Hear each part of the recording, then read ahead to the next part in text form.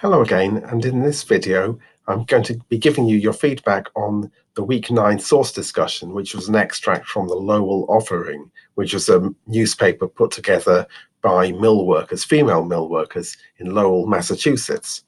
The first question was, what aspects of life in the mills do the workers find unpleasant or objectionable? Well, the very first imaginary conversation that we overhear is girls complaining about how their wages have been cut and they never go back up again. We also learn about the meal times, how they're rushed, how they don't have enough time to eat properly before going back to work. And she ironically compares humans to oxes and horses, saying that these animals, she's being ironic, sarcastic here, foolishly take an hour eating, whereas humans know better than to take that long. Clearly, it's a sort of a bitter joke. She would like to have longer to finish digesting her food than she is allowed to have. She also refers to the length of the hours of work and the lack of time after work for leisure or for education.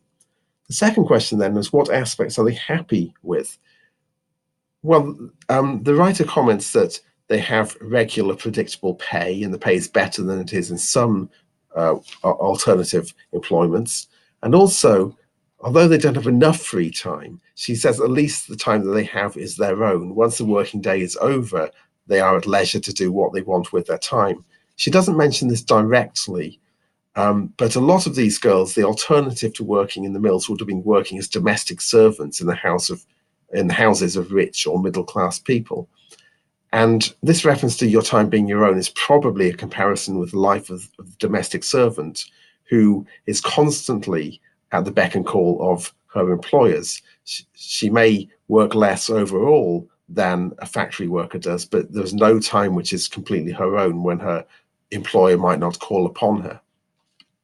The third question was, why do you think the author wrote as if guiding a visitor around the mill? Well, this is a question with no right or wrong answer. I was asking you to think beyond the box a little bit here to consider why she might have used this strategy.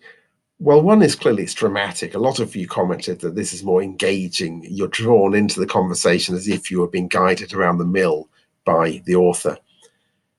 There may be other agendas. Maybe she's writing for outside readers. The Lowell Offering began as an in-house newspaper sponsored by the employers, but it quickly took on a life of its own. It was taken over really by the mill workers themselves, was read quite widely outside of the mill. So there are outsiders reading about this.